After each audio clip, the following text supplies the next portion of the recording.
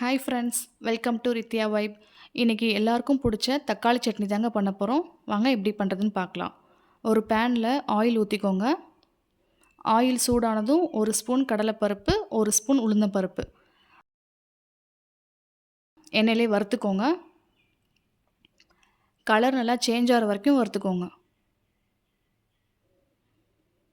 பாருங்கள், கலர் நல்லா சேஞ்ச் ஆகிடுச்சு. இப்போ நம்ம வெங்காயம் சேர்த்துக்கலாம். அது கூடவே ஒரு 5-6 பல்லு பூண்டு சேர்த்துக்கோங்க. இல்லை காரத்துக்காக 3 வரமிளகா சேர்த்துக்கோங்க. வெங்காயம் பூண்டெல்லாம் நல்லா வதக்கிக்கோங்க. வதக்கினதுக்கப்புறம் தக்காளி சேர்த்துக்கலாம். 3 மீடியம் சைஸ் தக்காளி சேர்த்துருக்கேன். அது கூடவே உப்பு போட்டு வதக்கிக்கோங்க. தக்காளி வந்து நல்லா சாஃப்டாக குழஞ்சி வரணும்.